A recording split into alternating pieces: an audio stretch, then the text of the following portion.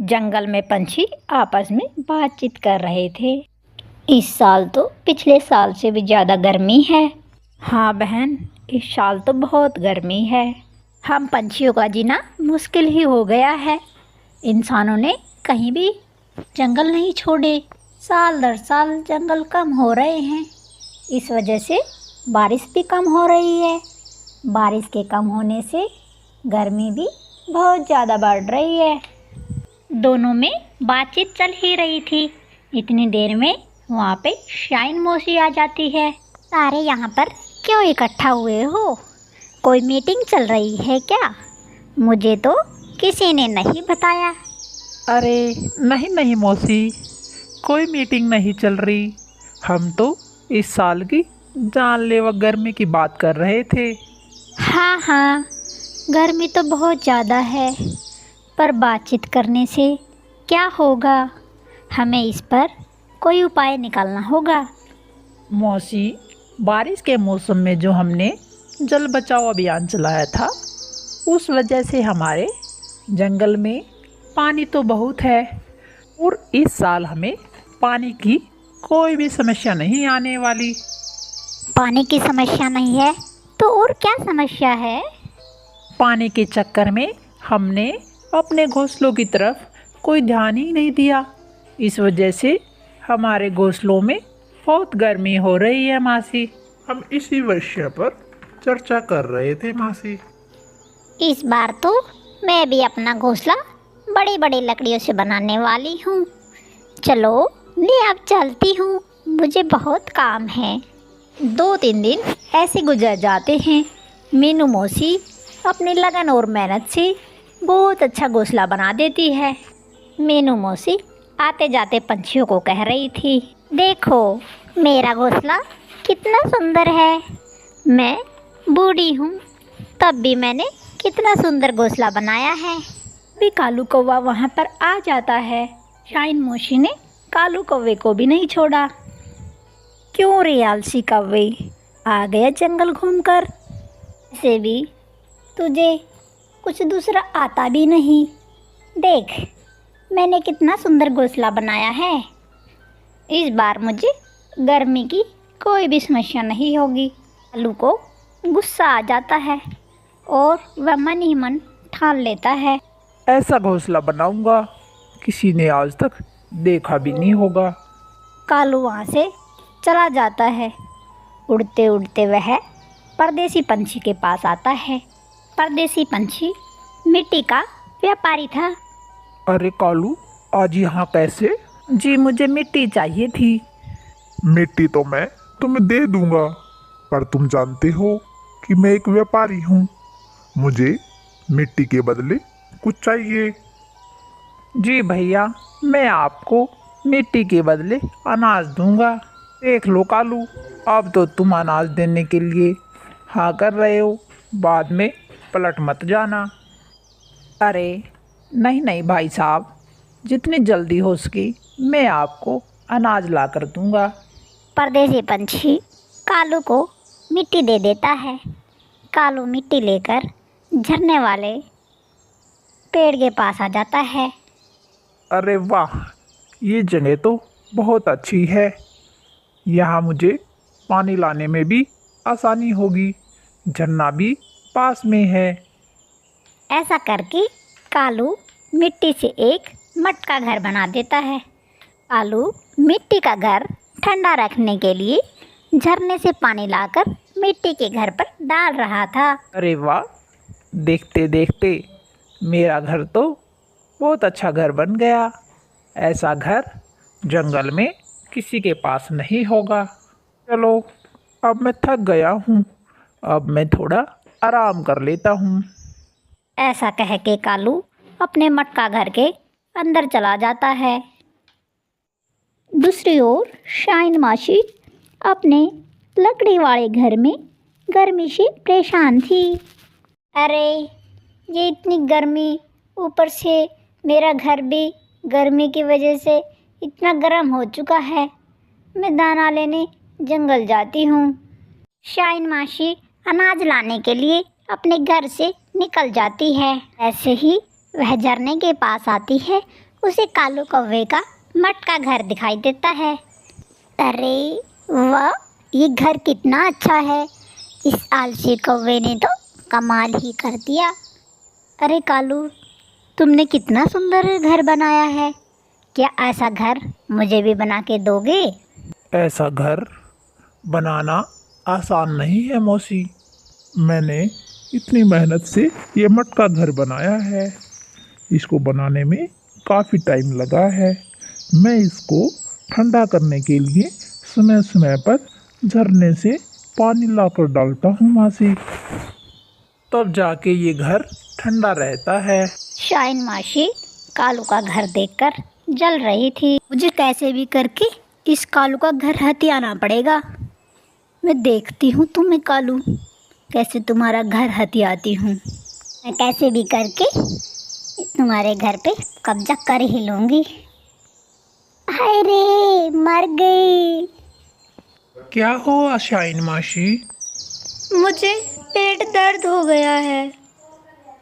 अगर कहीं ठंडी जगह मिले तो मुझे कुछ आराम हो। मुझे बहुत तेज का पेट दर्द है। हाय, मर गई। कालू को शाइन मासी पर दया आ जाती है।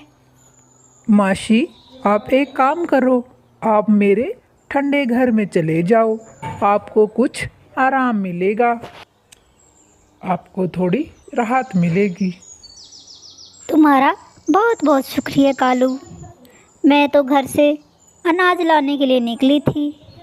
लगता है आज भूखा ही सोना पड़ेगा। तुम चिंता ना करो मौसी, मैं आपके लिए अनाज लेते आऊँगा। मैं अपना अनाज लेने बाहर जा रहा हूँ। आते टाइम आपका भी ले आऊँगा। कालू शाइन मौसी को अपने घर में छोड़कर अनाज लेने जंगल निकल जाता है। शाम को रात हो जाती है। शाइन मौसी अब भी मज़े से कालू के घर में आराम फरमा रही थी। इसे कहते हैं सुकून की ज़िंदगी। मुझे तो बना बनाया घर मिल गया, वो भी इतना ठंडा। कालू अनाज लेकर अपने घर जा रहा था। तभी रात को परदेसी पंछी उसे रास्ते में रोक लेता है। अरे ओ कालू, कहाँ जा रहे हो इतनी रात को? लगता है तुम अपना प्रॉमिस भूल गए। तुमसे मुझे मिट्टी के बदले अनाज देने को बोला था, लेकिन अभी तक तुमने क्यों नहीं दिया? अरे बाप रे, मैं तो भूल ही गया था। अभी के लिए मुझे इसे संभालना होगा, बाकी का बाद में देख लेंगे। अरे नहीं नहीं भाई साहब, मैं तो आपके ही कामों में लगा रहता हूँ। ये अभी के लिए ये अनाज रख लो, बाकी का अनाज मैं कल दोपहर तक जमा कर दूँगा। ठीक है कालू, अगर तुम बाकी का अनाज कल दोपहर तक नहीं लेकर आए तो तुम जानते ही हो कि मैं क्या चीज़ हूँ। जी जी भाई, आप निश्चित रहे, मैं कल दोपहर तक सब जमा करा दूँगा। कालू अपनी जान बचाकर वहाँ से चला जाता है। कालू घर जाकर देखता है कि शाइन मासी अब भी उसी के घर में थी। अरे ओ मासी, आप गए नहीं अभी तक? अरे क्या करूँ कालू, मेरा पेट दर्द कम ही नहीं हो रहा। अगर मैं अभी चली गई तो बाहर की गर्मी से मेरा पेट दर्द और ज़्यादा हो जाएगा। अगर तुम्हें कोई एतराज़ ना हो तो आज तुम मेरे घर चले जाओ। कालू शाइन मासी की बातों में आ जाता है। ठीक है मासी, बस सिर्फ आज रात के लिए। बेचारा कालू हर बार मेरी बातों में आ ही जाता है। मैं अब आराम से इस ठंडे घर में सोऊंगी। कालू शाइन मासी के घर पर आ जाता है। इस शाइन मासी का घर कितना गर्म है, पर क्या करूं, आज रात तो मुझे इधर ही रहना पड़ेगा। मैं आशा करता हूं कि शाइन मासी का पेट दर्द कल सुबह तक ठीक हो जाए। मैंने अभी अभी तो अपना नया घर बनाया था। मैं अपने नए घर में एक दिन भी नहीं रह पाया। सुबह हो जाती है। कालू ने 2-3 दिन तक बहुत मेहनत की थी, इसलिए वह थक रखा था और वह लेट तक सोता रहता है। परदेसी पंछी अपने असिस्टेंट को लेकर कालू के घोंसले के पास आ जाता है। अरे दोपहर हो चुकी है और ये कालू आलसी कहीं का घोड़े बेचकर सो रहा है। अभी मजा चखाता हूँ इसे। गुल्लू, जाओ और इसका घोंसला तोड़ दो। परदेसी पंछी कालू के घर को तोड़ने का आदेश देता है और परदेसी पंछी का सेवक कालू के घर को नीचे गिरा देता है और जैसे ही घर मिट्टी का था, नीचे गिरते ही टूट जाता है और शाइन मासी उड़ती हुई बाहर निकलती है।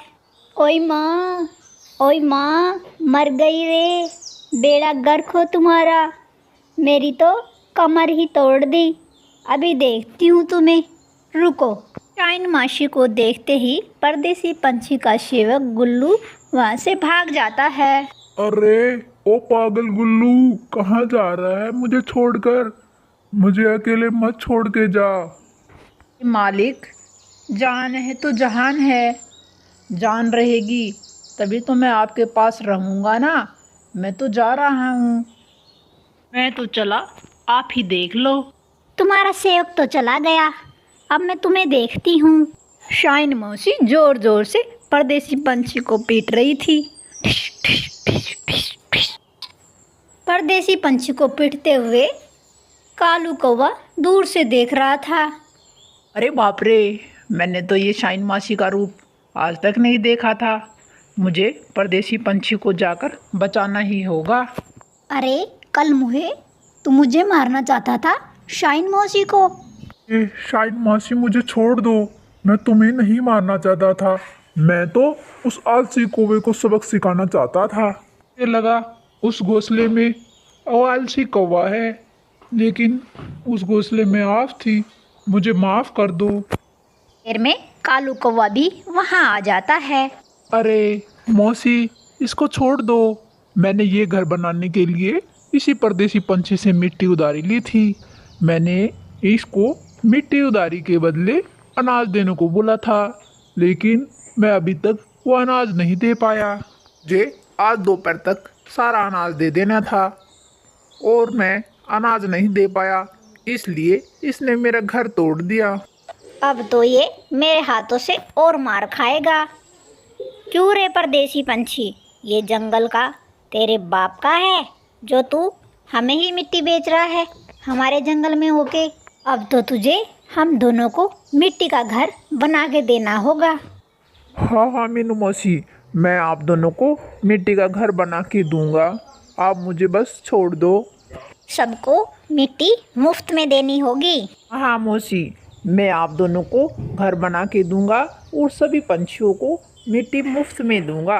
अब तो मुझे छोड़ दो।